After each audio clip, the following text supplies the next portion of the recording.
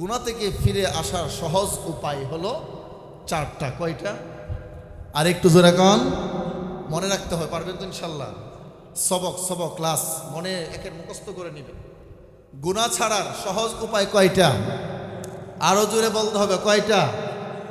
চারটা। গুনাহ থেকে ফিরে আসার বা গুনাহ ছাড়ার সহজ উপায় হলো চারটা। এক নাম্বার, আল্লাহওয়ালাদের সহবতে থাকা। কাদের সহবতে? আল্লাহওয়ালাদের সহবতে থাকা। ব্যাখ্যা দেওয়ার সময় নাই, শুধু মনে রাখবেন গুনাহ ছাড়ার সহজ উপায় প্রথম নাম্বার হলো আল্লাহওয়ালাদের কিসে থাকা? সহবতে থাকা। অর্থাৎ আল্লাহওয়ালাদের সাথে সম্পর্ক রাখা, তাদের কাছে আসা যাওয়া করা, তাদের কাছে সময় দেওয়া। আলেম ওলামাদের কাছে কি দেওয়া?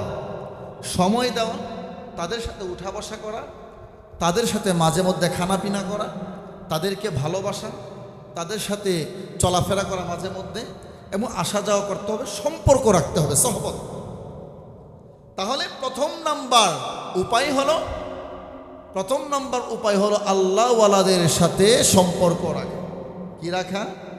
সম্পর্ক রাখা। দ্বিতীয় নাম্বার, যত বিপদ দেখব আমরা ভেবে নেব এইগুলা গুনাহের ফসল। যতগুলো বিপদ আমার সামনে আসবে এগুলো আমরা কি মনে করব? ভেবে নেব, আমরা ভাববো অন্তর থেকে এটা আমার গুনার ফসল।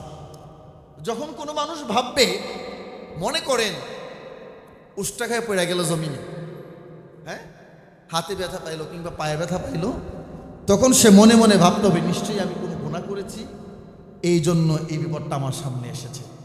যখন কোনো একজন মুমিন বান্দার ভিতরে এই চিন্তা চেতনা থাকবে নিশ্চয়ই এই বিপদ আমার গুনাহের কারণে আসছে, তাহলে ওই মুমিন বান্দা সহজে গুনাহ করতে পারবে না, গুনাহ থেকে ফিরে আসতে পারবে। ঠিক কিনা বলেন? তাহলে দুই নাম্বার হলো যত বিপদ আমরা দেখব আমরা ভেবে নেব এটা আমার গুনাহের ফসল, আমি গুনাহ করার কারণে এই বিপদ আমার সামনে এসেছে। ঠিক কিনা বলেন?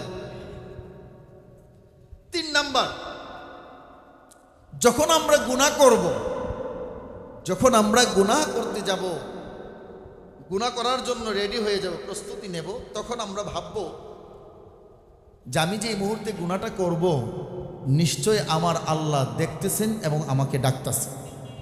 ঠিক কিনা বলেন? আপনি কি মনে করেন না যে আপনি গুনাহ করলে আল্লাহ আপনাকে ডাকে না? অবশ্যই ডাকে।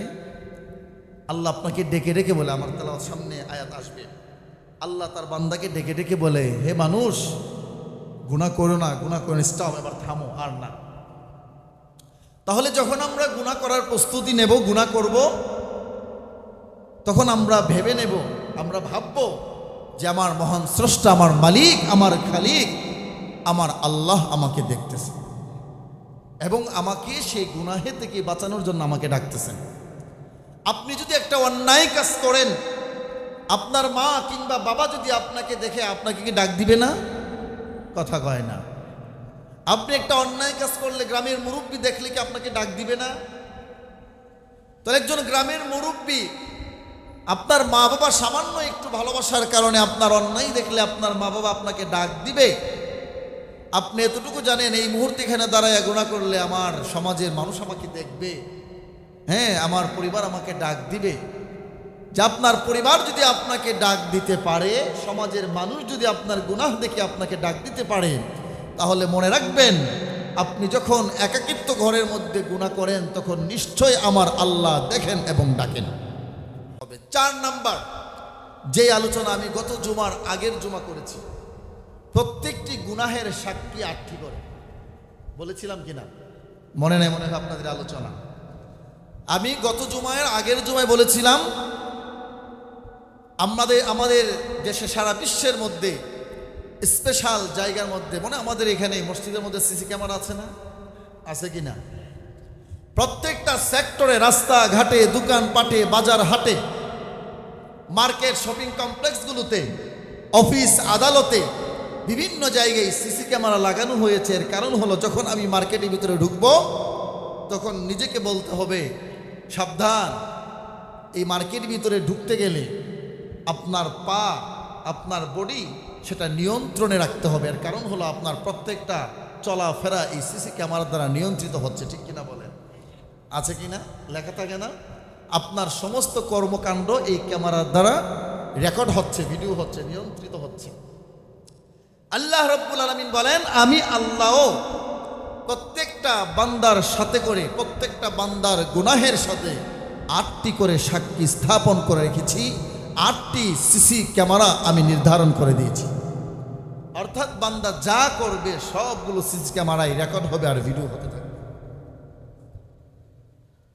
তাহলে এবার আসুন, গুনাহ ছাড়ার সহজ উপায় আমরা জানলাম কয়টা? আরো জোরে বলেন কয়টা? 4টা জানলাম। 1 নাম্বার, আল্লাহওয়ালাদের সহবতে থাকা, ঠিক কিনা? 1 নাম্বার আল্লাহওয়ালাদের সহবতে থাকা। 2 নাম্বার, যত বিপদ আমরা দেখব ভাববো এইগুলো আমার গুনার ফসল। 3 নাম্বার, গুনাহ করার সময় আমরা ভাববো যে এই মুহূর্তে আমার আল্লাহ দেখতেছেন এবং আমাকে ডাকতেছেন। 4র্থ নাম্বার হলো প্রত্যেকটা বান্দার সঙ্গে প্রত্যেক গুনাহের জন্য 8টি করে সাক্ষী স্থাপন করা। সিসি ক্যামেরা নিয়ন্ত্রিত আছে, আল্লাহ নিয়ন্ত্রণ করে রেখেছেন।